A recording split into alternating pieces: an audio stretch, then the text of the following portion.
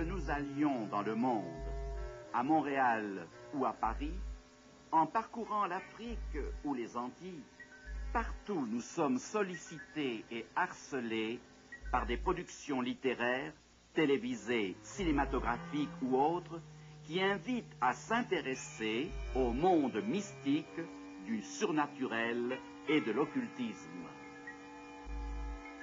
Annonces spectaculaires, publicités dans les journaux à sensation, librairies et bibliothèques inondées d'ouvrages sur l'astrologie et les manifestations surnaturelles.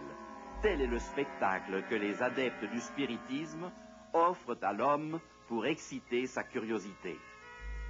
Ce ne sont plus seulement les superstitieux qui consultent les signes du zodiaque.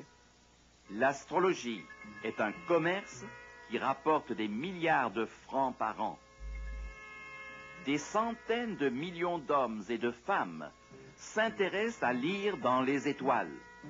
De nombreuses universités offrent des cours sur la nécromancie, les perceptions extrasensorielles et les phénomènes psychiques. De tels cours affichent toujours complet. L'esprit humain semble subjugué par l'attrait de l'inconnu.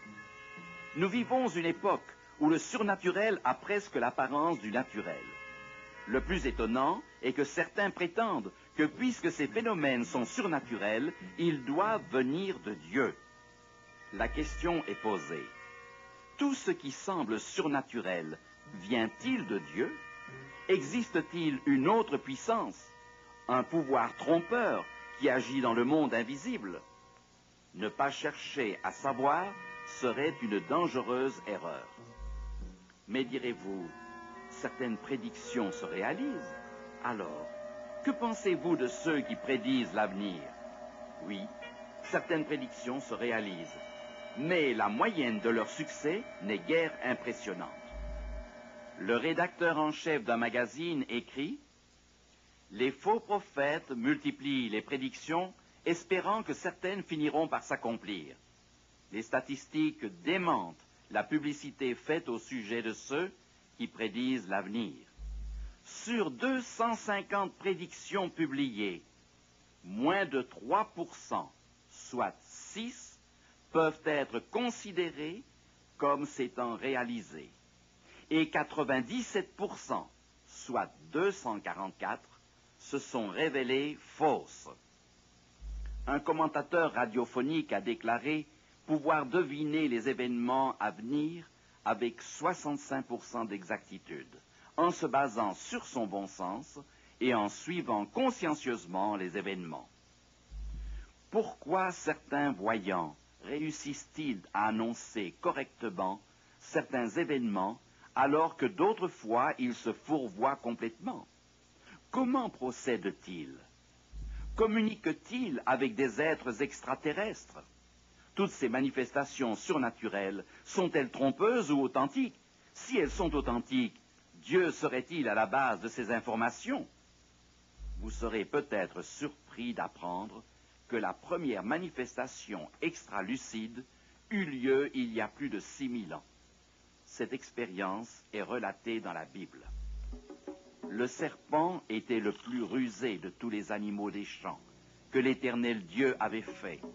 Il dit à la femme, « Dieu a-t-il réellement dit, vous ne mangerez pas de tous les arbres du jardin ?» La femme répondit au serpent, « Nous mangeons du fruit des arbres du jardin. Mais quant au fruit de l'arbre qui est au milieu du jardin, Dieu a dit, vous n'en mangerez pas, et vous n'y toucherez pas, de peur que vous ne mouriez. » Alors le serpent dit à la femme, « Vous ne mourrez pas, mais Dieu sait que, le jour où vous en mangerez, vos yeux s'ouvriront et que vous serez comme des dieux, connaissant le bien et le mal. » Chers amis, si un serpent s'approchait de vous et vous parlait, que feriez-vous? L'écouteriez-vous, cloué sur place par la surprise, ou bien vous enfuiriez-vous au plus vite? Ève, lorsqu'elle se trouva en présence du serpent, ne se sauva pas. Elle n'avait encore jamais éprouvé ni douleur ni crainte et porta attention aux paroles de l'animal. Ève était loin de se douter du pouvoir maléfique exprimée par le serpent. Elle ne se rendit pas compte qu'il était l'intermédiaire, un genre de médium, le messager d'une autre puissance. De qui, en fait, s'agissait-il?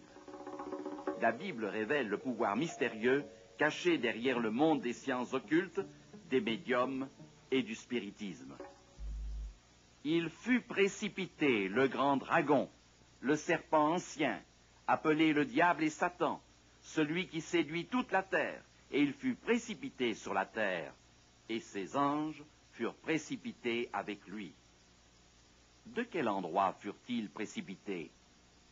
Écoutons ce qu'en a dit Jésus. « Je voyais Satan tomber du ciel comme un éclair. » La Bible révèle une histoire tragique. Lucifer était l'ange le plus beau et le plus puissant. Il devint l'adversaire, le diable. Contrairement à ce qu'on voit sur certaines imageries, Satan n'est pas un monstre avec des cornes, une queue et une fourche à la main. Empruntant le symbolisme du roi de Tyr, la Bible décrit Lucifer, le chef des anges, avant qu'il ne devienne Satan, le diable. Tu mettais le sceau à la perfection. Tu étais plein de sagesse, parfait en beauté. Tu étais en Éden, le jardin de Dieu. Tu étais couvert de toute espèce de pierres précieuses. Tu étais un chérubin protecteur, aux ailes déployées. Lucifer occupait une position élevée. Il était un chérubin protecteur. Il siégeait aux côtés de Dieu. Mais cet ange se révéla insatisfait. Quelque chose vint troubler son étroite relation avec le Dieu créateur. Voici ce que nous dit encore la parole de Dieu à ce sujet. Tu as été intègre dans tes voies, depuis le jour où tu fus créé, jusqu'à celui où l'iniquité a été trouvée chez toi. Ton cœur s'est élevé à cause de ta beauté. Tu as corrompu ta sagesse par ton éclat. L'orgueil perdit Lucifer. Il convoita la place et les hommages dus à Dieu seul. Il manifesta une folle ambition. Cette créature eut l'insolente hardiesse de se prétendre l'égal de Dieu, son créateur, et voulut gouverner l'univers. Te voilà tombé du ciel, astre brillant, fils de l'aurore. Tu es abattu à terre. Tu disais en ton cœur, je monterai au ciel, j'élèverai mon trône au-dessus des étoiles de Dieu, je serai semblable au Très-Haut. Ces paroles arrogantes, à peine sorties des lèvres de Lucifer, l'amour parfait, l'harmonie et la confiance qui régnaient dans le ciel éclatèrent et devinrent des parcelles d'égoïsme. Lucifer ne tarda pas à semer le mécontentement parmi les autres anges. Astucieusement, il tenta de jeter le doute sur l'amour et la justice divine en critiquant la façon dont Dieu gouvernait l'univers. Comme un fruit pourri dans un panier abîme les autres qui s'y trouvent, la rébellion de Lucifer s'étendit rapidement dans le ciel. D'un geste, Dieu aurait pu détruire Lucifer et les anges qui se rangèrent à ses côtés, mais Dieu est un Dieu d'amour et il ne veut pas que ses créatures le servent par crainte. Satan avait mis en doute la sagesse et la justice de Dieu et la façon dont il dirigeait l'univers. Il se permit de discuter la valeur des lois que Dieu avait établies. Mais ces lois n'avaient pas été promulguées pour que Dieu régnât en despote. Elles l'avaient été pour la protection de ses créatures, afin de leur assurer paix et bonheur. Tout comme aujourd'hui, les indications routières, les manœuvres des feux tricolores et les panneaux précisant les limites de vitesse aux automobilistes, ces lois assuraient sécurité et bien-être. Lucifer se flattait de savoir mieux gouverner l'univers que Dieu lui-même. Ainsi, le fils de l'aurore devint Satan, l'adversaire de Dieu, par sa duplicité et son esprit de rébellion. Dieu, dans son amour et sa grande équité, permit à Satan de développer à la face du monde ses plans pernicieux. Ne tenant aucun compte des lois d'amour et d'harmonie du Très-Haut, Satan eut l'occasion de démontrer le vrai caractère du péché. Le virus du doute infecta un tiers des anges qui se rebellèrent contre le Créateur. Aussi étrange que cela puisse paraître, une guerre s'engagea dans le ciel. La Bible décrit ce conflit de la façon suivante. Et il y eut guerre dans le ciel. Michel et ses anges combattirent contre le dragon. Et le dragon et ses anges combattirent, mais ils ne furent pas les plus forts. Et leur place ne fut plus trouvée dans le ciel. Et il fut précipité, le grand dragon, le serpent ancien, appelé le diable et Satan, celui qui séduit toute la terre. Il fut précipité sur la terre, et ses anges furent précipités avec lui. Le ciel devint le champ de bataille de la première guerre. Celle-ci se termina par la victoire de Dieu, qui précipita Satan et ses anges hors du ciel. Le conflit entre Christ et Satan n'en était qu'à ses débuts. Par la suite, il ne fit que changer de lieu. La bataille commencée dans le ciel se poursuit aujourd'hui sur notre planète. La Terre est devenue la scène où se déroule la grande tragédie entre le bien et le mal. Satan y a établi son gouvernement et fait la démonstration de sa manière d'exercer le pouvoir. Pourquoi notre planète? Pourquoi notre Terre devait-elle devenir en spectacle au monde, aux anges et aux hommes? Notre planète venait de sortir des mains du Créateur, dans toute sa splendeur, d'une perfection au-delà de toute description. Au milieu d'un remarquable jardin, Dieu créa l'homme à son image. Il créa l'homme et la femme. Un monde parfait, comprenant deux personnes parfaites, et qui furent appelées Adam et Ève. Dieu les bénit et Dieu leur dit: dominez sur les poissons de la mer, sur les oiseaux du ciel et sur tout animal qui se meut sur la terre. Ainsi Dieu donna l'autorité souveraine du monde à Adam et Ève. Puis l'Éternel Dieu planta un jardin en Éden, du côté de l'Orient. Il prit l'homme, le plaça dans le jardin d'Éden pour le cultiver et pour le garder. Dieu lui-même était l'architecte d'une telle propriété. Aucune habitation n'a jamais joui d'un tel privilège. Satan partagea sans doute cet avis. Il décida que notre terre était digne de son attention. Il ne voulait pas envahir et contrôler une planète peuplée de millions d'êtres servant Dieu avec amour et admiration. Il préféra de beaucoup jeter son dévolu sur une planète toute neuve et d'une fragile beauté. Bien qu'Adam et Ève aient été créés parfaits, leur innocence ne les protégeait pas du mal de manière absolue. Ils devaient faire un choix et décider personnellement de servir Dieu et d'observer ses commandements par amour. Dieu allait mettre leur fidélité à l'épreuve à l'aide d'un arbre du jardin. L'Éternel Dieu donna cet ordre à l'homme: tu pourras manger de tous les arbres du jardin, mais tu ne mangeras pas de l'arbre de la connaissance du bien et du mal. Car le jour où tu en mangeras, tu mourras. Cette instruction semblait raisonnable à Adam et Ève. Ils avaient accès à tous les arbres du jardin, sauf un seul. Il se peut même qu'entendant cet ordre, ils aient souri de satisfaction, se sentant en parfaite sécurité. Quand l'homme et la femme ne se tinrent plus sur leur garde, ils devinrent vulnérables. Satan eut recours à son pouvoir occulte, surnaturel, pour induire Ève en erreur. Il n'agit jamais ouvertement. Il se sert d'agences gouvernementales, d'organisations, de personnes, de sociétés, de cultes et même d'un serpent. C'est pourquoi Paul dit: nous n'avons pas à lutter contre la chair et le sang, mais contre les dominations, contre les autorités, contre les princes de ce monde de ténèbres, contre les esprits méchants dans les lieux célestes. Ève se laissa tromper, car elle ne pensait pas que les paroles du serpent pouvaient venir de Satan. Ainsi le diable, sous la forme d'un serpent, dit à Ève, « Dieu a-t-il réellement dit, vous ne mangerez pas de tous les arbres du jardin ?» Ève répliqua aussitôt, « Nous mangeons du fruit des arbres du jardin.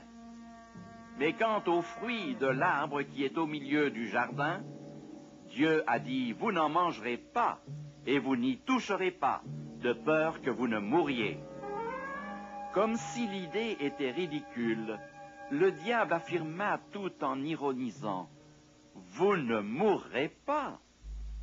Alors qu'Ève écoutait, elle se rendit compte que les paroles du serpent contredisaient les ordres formels de Dieu. Qui avait raison? Satan, profitant de son trouble, ajouta, sans hésiter, « Mais Dieu sait que le jour où vous en mangerez, vos yeux s'ouvriront et que vous serez comme des dieux, connaissant le bien et le mal. » Ainsi, le diable insinuait que Dieu n'était pas juste et qu'il gardait secret quelque chose d'excellent, être semblable à Dieu. Tel avait été le suprême désir de Satan et la cause de sa chute. Ces paroles plurent à Ève, et dans un moment de faiblesse, elle se rendit aux arguments de l'adversaire. La femme vit que l'arbre était bon à manger et agréable à la vue, et qu'il était précieux pour ouvrir l'intelligence. Elle prit de son fruit et en mangea. Elle en donna aussi à son mari, qui était auprès d'elle, et il en mangea. Il venait de ne plus faire confiance à Dieu. Très vite, ils se rendirent compte que quelque chose était changé. Pour la première fois de leur vie, ils eurent peur et se sentirent coupables et honteux. Alors ils comprirent que par leur désobéissance, ils venaient de perdre quelque chose de précieux, l'amour parfait, la communion avec Dieu, le beau jardin et leur autorité sur notre planète. De maîtres, ils devinrent esclaves. À ce propos, Paul fait l'observation suivante. Ne savez-vous pas qu'en vous livrant à quelqu'un comme esclave pour lui obéir, vous êtes esclave de celui à qui vous obéissez? Satan devint ainsi le pirate d'un monde à peine sorti des mains du Créateur. Dès ce moment, Satan revendiqua le titre de maître et prince de ce monde. Il devint souverain d'une planète en révolte. À la fin de cette journée fatale, Dieu apparut à Adam et Ève selon sa coutume et les appela par leur nom. Jusque-là, cette rencontre avait été le plus beau moment de la journée. Mais cette fois, ils coururent se cacher. Adam finit par sortir de sa retraite et confessa, « J'ai entendu ta voix dans le jardin et j'ai eu peur parce que je suis nu et je me suis caché. » Jusqu'à ce jour, Adam n'avait pas connu la crainte. Le péché engendre la peur de Dieu. Et Dieu répliqua, « Est-ce que tu as mangé de l'arbre dont je t'avais défendu de manger ?» L'homme répondit, « La femme que tu as mise auprès de moi m'a donné de l'arbre, et j'en ai mangé. » Quelques heures auparavant, Adam aurait donné sa vie pour Ève. Maintenant, il l'accuse de sa propre désobéissance. De plus, il en vient à reprocher à Dieu d'avoir créé Ève. Le péché altère l'amour le plus parfait. Ève accusa à son tour. Et l'Éternel Dieu dit à la femme, « Pourquoi as-tu fait cela ?» La femme répondit, « Le serpent m'a séduite et j'en ai mangé. » Ève rejeta la responsabilité de son action sur Dieu. Voulant se défendre, elle dit, « C'est le serpent que tu as créé qui m'a fourvoyé. » À l'instar d'Adam, elle cherche à se justifier. À partir de ce jour, ils étaient condamnés à mourir. L'immortalité ne reposait que sur l'obéissance. La désobéissance les privait de la vie éternelle. L'homme, afin de s'assurer l'immortalité, devait manger du fruit de l'arbre de vie. Privé de ce fruit, la vitalité de l'homme s'altérerait graduellement jusqu'à la mort. Afin d'empêcher Adam et Ève de manger du fruit de l'arbre de vie et de vivre pour toujours dans le péché, Dieu dut les chasser du jardin. C'est ainsi qu'il chassa Adam, et il mit à l'orient du jardin d'Éden les chérubins qui agitent une épée flamboyante pour garder le chemin de l'arbre de vie. Le diable avait dit, « Vous ne mourrez pas ». Mais privés de l'arbre de vie, Adam et Ève, bien plus tard, moururent. La Bible dit, « Tous les jours qu'Adam vécut furent de 930 ans, puis il mourut. » Trop tard, Adam et Ève découvrirent que le diable est menteur et le père du mensonge. Le paradis perdu par le péché ne tarda pas à devenir un monde rempli de maladies et de drames, aboutissant à la mort. Aujourd'hui, des millions d'êtres humains se demandent pourquoi tant de misère et questionnent quand cela finira-t-il. Dieu reste-t-il indifférent? Ne sommes-nous qu'une pauvre petite planète perdue quelque part dans l'univers, un monde qui à ses yeux ne compte guère? Il est trop facile de blâmer Dieu pour les cœurs brisés, les drames et les injustices de la vie, alors que Satan seul en est le vrai coupable. C'est lui qui a brouillé les cartes et a fait triompher le péché sous toutes ses formes. Jésus lui-même a dénoncé Satan et ses méthodes. Comme il prêchait dans la synagogue, un sabbat, il remarqua une femme qui marchait courbée par la maladie. Jésus, ému de compassion, la guérit. Les dirigeants critiquèrent Jésus parce que la guérison s'était faite un jour de sabbat. Notez comment Jésus justifia son action.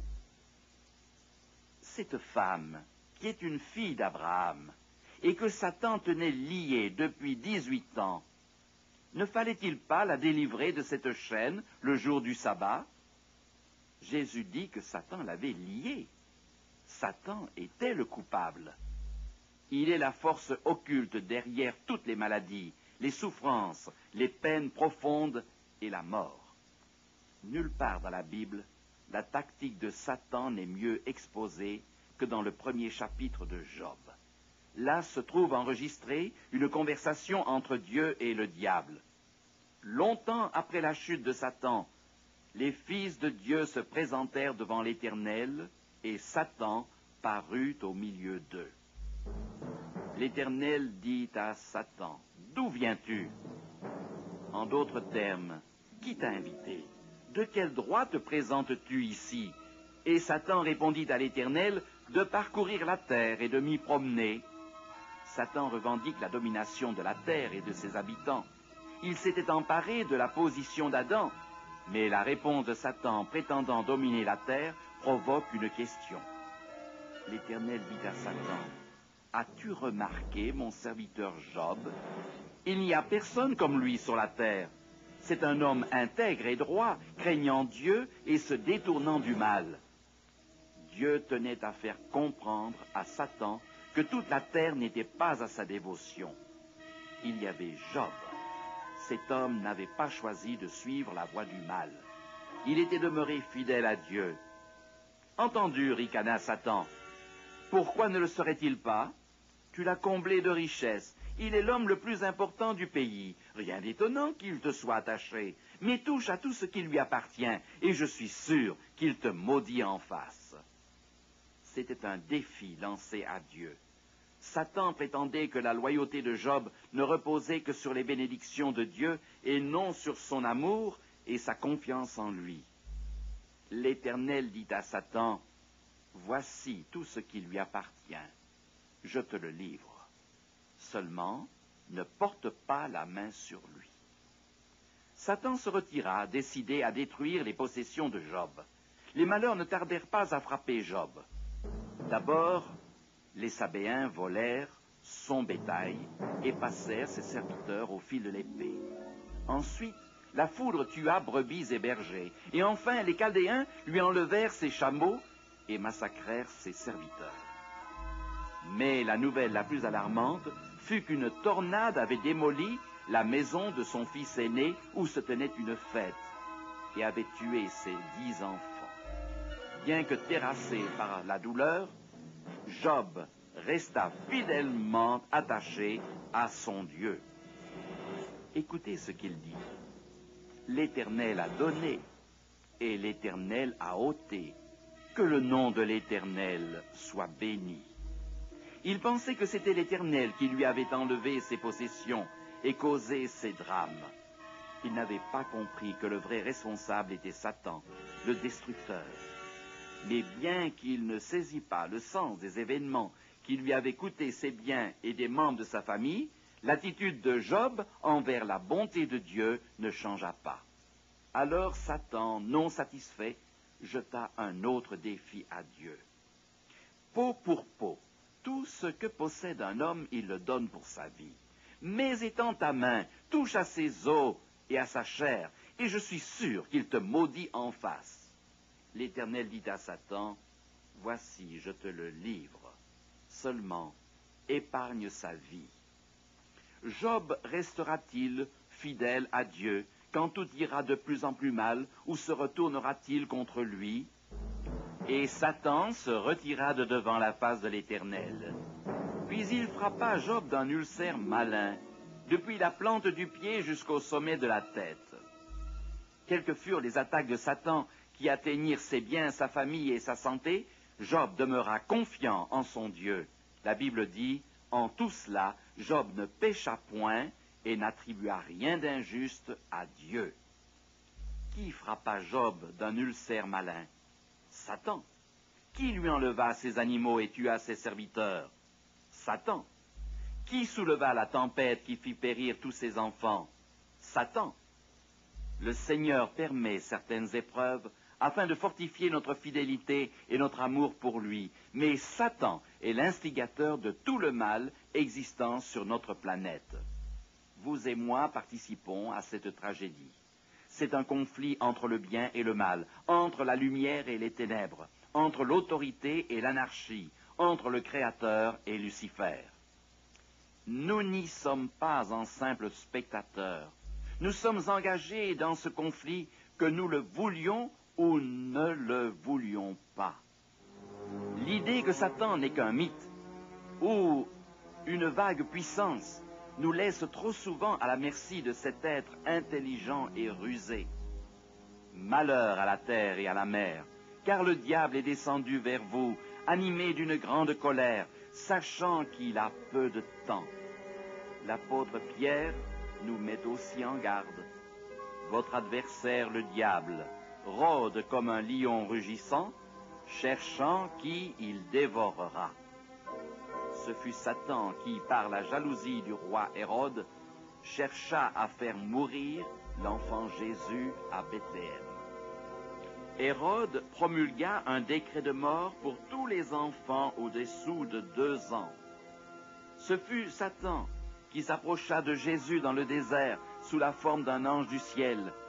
Il pensait, si seulement Jésus pouvait faire le moindre faux pas ou renoncer à sa mission de sauver l'homme perdu, je m'assurerai à jamais la domination de la planète. Le Christ sortit victorieux de chaque tentation.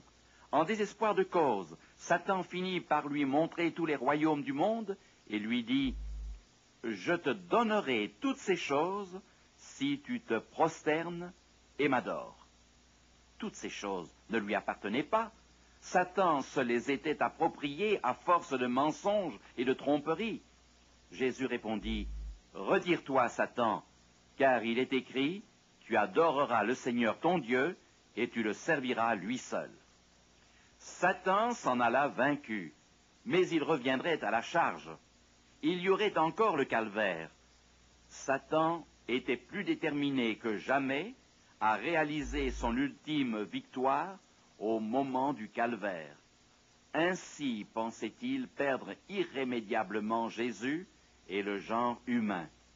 Il fit un effort désespéré pour empêcher le Christ de sauver l'humanité. Satan s'attacha obstinément au pas de Jésus tout au long de sa vie terrestre, et plus encore au cours des journées qui précédèrent sa mort. C'est lui qui agit sur Judas pour trahir son maître et le faire remettre entre les mains d'une foule meurtrière qui le conduisit à la croix. Dieu a donné son Fils pour restaurer l'homme dans son autorité originelle. Jésus accepta de se sacrifier pour rendre à l'homme son glorieux destin. Lorsque Jésus rendit son dernier soupir, cloué sur une croix, une heure de victoire et de liberté sonna pour tous les prisonniers du mal, pour vous et pour moi. À ce moment-là, Satan perdit la bataille.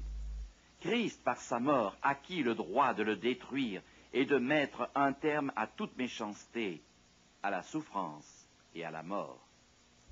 Ainsi donc, puisque les enfants participent au sang et à la chair, il y a également participé lui-même, afin que par la mort, il anéantit celui qui a la puissance de la mort, c'est-à-dire le diable. Satan a exposé devant l'univers tout entier son vrai caractère. Aujourd'hui encore, il multiplie ses attaques. Cyclones, tremblements de terre, inondations, maladies, crimes, chagrins. La douleur et la mort sont les manifestations visibles des activités occultes de Satan. Ces tragédies ne sont pas d'origine divine, mais bien d'origine satanique. Comprenez-vous pourquoi Satan et les démons ont recours au surnaturel pour tromper et détruire? Cela n'est pas étonnant, puisque Satan lui-même se déguise en ange de lumière. Peut-être n'aviez-vous jamais pensé que les démons puissent opérer des miracles. Ils en sont capables, car ce sont des esprits de démons qui font des prodiges. Satan est capable de faire des miracles, les anges déchus également. Il est même capable, quand cela l'arrange, de transmettre ce même pouvoir aux hommes. Il s'élèvera de faux Christ et de faux prophètes. Ils feront de grands prodiges et des miracles, au point de séduire, s'il était possible, même les élus. Nous devons réaliser que nous ne pouvons pas toujours nous fier à nos sentiments. Nous vivons à une époque où le faux ressemble tellement au vrai qu'il est difficile d'y voir clair sans la parole de Dieu. De ce sombre tableau, il reste cependant un côté positif. Cette planète ravagée par Satan est près de sa délivrance. Cette espérance devrait calmer les craintes des pèlerins angoissés qui vivent sur une planète déboussolée. Jésus va revenir, et quand il reviendra, la prophétie d'Ézéchiel trouvera son accomplissement. Je te fais disparaître, chérubin protecteur. Je fais sortir du milieu de toi un feu qui te dévore. Je te réduis en cendres sur la terre. Le péché et la souffrance disparaîtront définitivement. Jésus reviendra bientôt, non plus comme un Galiléen méprisé, un homme dont on se moque, cloué sur une croix, mais comme le roi des rois, celui qui a le droit de régner. Le Christ reviendra sur cette planète. Préparons-nous à le recevoir. Si nous ne le faisons pas, nous serons perdus pour toujours. La question qui se pose à nous aujourd'hui est de la plus grande importance. Qui suivrons-nous? Un Dieu d'amour ou un ange déchu? Le monde entier est divisé en deux camps. Dans lequel êtes-vous? À chaque cœur inquiet, ébranlé, brisé, à tous ces enfants sur cette planète en révolte, Jésus offre une invitation. Venez à moi. Tout ce que le Père me donne viendra à moi, et je ne mettrai pas dehors celui qui vient à moi. Le plus grand désir de Jésus est que vous fassiez à nouveau partie de la famille de Dieu. Vous serez ainsi assurés de la vie éternelle sur une planète restaurée. C'est à vous de choisir qui sera votre maître et Seigneur. Amis, votre décision est une question de vie ou de mort. Ne voulez-vous pas aujourd'hui vous rallier sous la bannière de Jésus-Christ, votre roi.